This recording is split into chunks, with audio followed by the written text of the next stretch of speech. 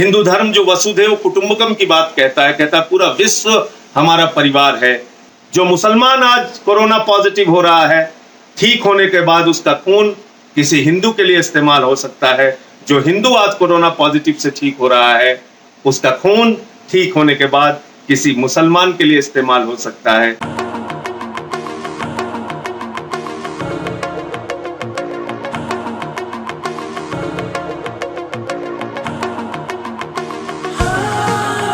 जय हिंद साथियों, इस वक्त जहां एक और पूरा देश कोरोना संकट से जूझ रहा है, वहीं कई ऐसी खबरें आती हैं जो मन को बहुत विचलित करती हैं, परेशान करती हैं।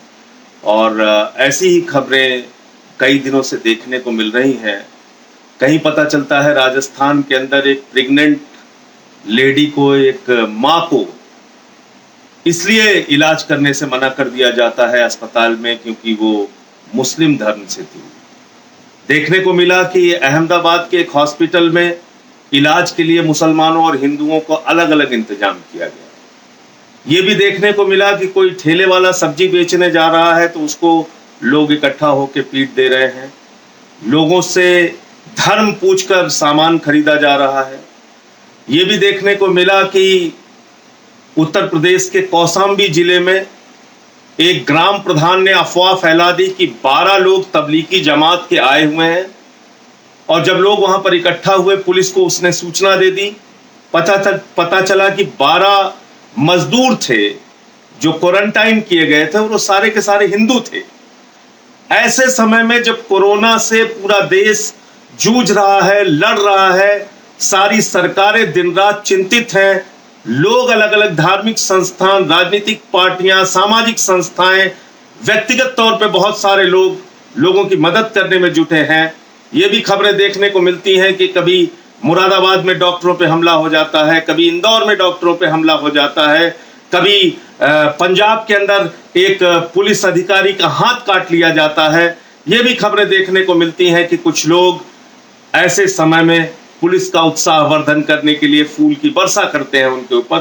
तो नफरत की भी खबरें, मोहब्बत की भी खबरें, मदद की भी खबरें, दुर्भावना की भी खबरें, ये तमाम सब कुछ देखने को मिल रहा है।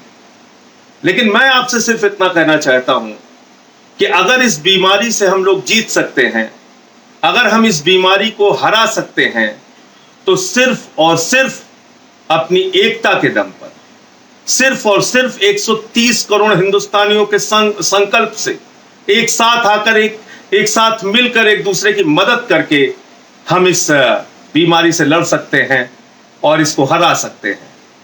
अभी एक थेरेपी की चर्चा बहुत हो रही है हिंदुस्तान में। एक तरफ तो खबर चल रही है कि मुसलमान यहां पर इन्होंने फैला दिया,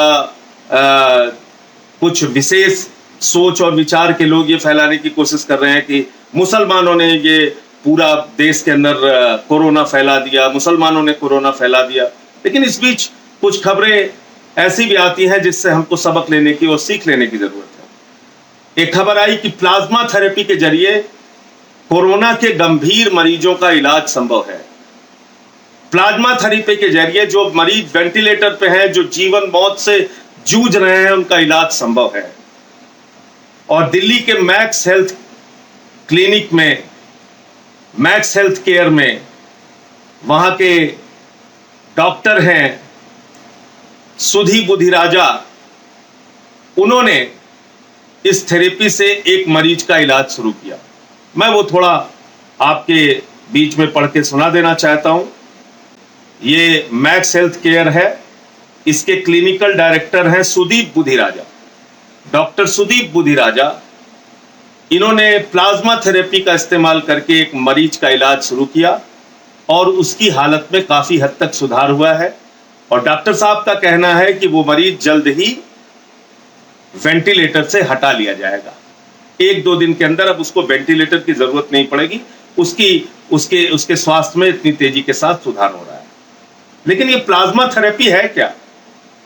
ये प्लाज्मा थेरेपी जिसकी चर्चा आज पूरी दुनिया में हो रही है, वो कोरोना संकट से लड़ने के लिए एक सबसे सटीक जरिया बन रहा है प्लाज्मा थेरेपी, एक सटीक इलाज बन रहा है प्लाज्मा थेरेपी। 100% इस पर कोई दावा नहीं कर सकता, लेकिन फिर भी इसमें काफी हद तक इलाज करने में सफलता मिल रही है कोरोना के गंभीर मरीजों की।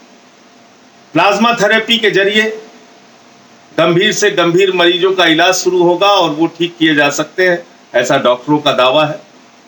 प्लाज्मा थेरेपी वो है कि अगर कोई व्यक्ति कोरोना संक्रमण से ग्रसित हो जाता है, अगर कोई व्यक्ति कोरोना का पॉजिटिव हो जाता है, अगर किसी व्यक्ति को कोरोना हो जाता है, उसके बाद अगर वो ठीक हो जाता है इलाज के बाद, तो उसके जरिए उसके शरीर में एक एंटीबॉडी डेवलप होता है, उसके शरीर के अंदर एक एंटीबॉडी डेवलप होता है।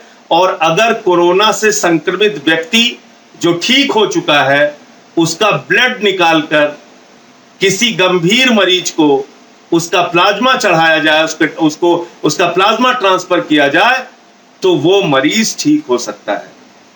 यानी आप समझ गए, अगर कोई कोरोना पॉजिटिव का केस है, वो ठीक हो चुका है, तो उसके शरीर का ब्लड लेके उससे प्लाज्मा निकालकर अगर किसी गंभीर कोरोना के मरीज को ट्रांसफर किया जाता है तो वो ठीक हो सकता है, उसका इलाज संभव है, उसके स्वास्थ्य में तेजी से बदलाव आ सकता है। ये अब तक के मेडिकल साइंस के जरिए ये बातें निकल कर आई। तो आप कल्पना कीजिए कि पूरे देश में जो पॉजिटिव केसेस हो रहे हैं, जो लोग अफवाह फैलाते हैं, अगर उनकी भी बात मान लिया जाए कि मुसलमानों के ज्यादा पॉजिटिव केसेस हो रहे हैं, अगर वो पॉजिटिव केसेस ठीक होते हैं, उनके खून की जरूरत पड़ेगी और उन्हीं के खून से दूसरे मरीजों का इलाज संभव हो पाएगा, क्या ऐसे समय में उनके प्रति नफरत फैलाना कोई अच्छी बात है? क्या ऐसे समय में उनके प्रति नफरत फैलाकर हम उनको अपने से दूर नहीं कर रहे? अरे हिंदू हो, मुसलमान हो, सिख हो, ईसाई हो, किसी भी जात का हो, किसी भी धर्म का हो, अगर उसको कोरोना से पॉजिटिव हो रहा है तो ईश्वर से प्रार्थना कीजिए, अल्लाह से दुआ कीजिए, प्रभु यीशु से प्रार्थना कीजिए, वाहिगुरु से प्रार्थना कीजिए कि वो मरीज ठीक हो जाए। अगर वो मरीज ठीक हो सकता है, अगर वो मरीज इलाज के जरिए ठीक होगा, तो कहीं ना कहीं उसके ब्लड का उपयोग, उसके खून का उपयोग किसी दूसरे गंभीर मरीज के इलाज में किया जा सकता है, प्लाज्मा थेरेपी के माध्यम से, प्लाज्मा थेरेपी के जरिए। इसका मतलब जो मुसलमान आज कोरोना पॉजिटिव हो रहा है, ठीक होने के बाद उसका खून किसी हिंदू के लिए इस्तेमाल हो सकता है। जो हिंदू आज कोरोना पॉजिटिव से ठीक हो रहा है, उसका खून ठीक होने के बाद किसी मुसलमान के लिए इस्तेमाल हो सकता है। भाईचारे और गंगा जमनी तहजीब, हमारी एकता का ये सबसे बड़ा उदाहरण होगा। इसलिए साथियों और दोस्तों, आप लोगों से निवेदन है, ये काम बंद कीजिए और ऐसा करने वाले हर व्यक्ति का खुलकर विरोध कीजिए जो किसी ठेले वाले को, किसी सब्जी वाले को, किसी सामान बेचने वाले को, किसी छोटी मोटी दुकान करने वाले मुसलमान को ये कहकर परेशान करते हैं और उसका सामान फेंक देते हैं या उसके यहां से खरीदारी करना बंद कर देते हैं क्योंकि वो मुसलमान है। या फिर उन लोगों के भी विरोध में अपने स्वर बुलंद कीजिए जो लोग धर्म देखकर इलाज करते हैं, ये जानने के बाद कि ये मुसलमान है, उसका इलाज करने से अपना हाथ पीछे खींचते हैं। ये हमारी संस्कृति नहीं है, ये हमारी सभ्यता नहीं है, ये हिंदुस्तान की पहचान नहीं है। हम कहते हैं, अरविंद केजरीवाल जी हमेशा एक गीत गाते, इंसान का इंसान से हो भाईचारा, यही पैगाम हमारा। हिंदुस्तान की गंगा जमनी तहजीब की यही पहचान है, हमारी एकता, हमारे भाईचारे की यही पहचान है। हिंदू धर्म जो वसुधैव कुटुंबकम की बात कहता है पूरा विश्व हमारा परिवार है, ये हमारे हिंदू धर्म की भी पहचान है। हम सबको अपने परिवार का एक सदस्य मानते हैं।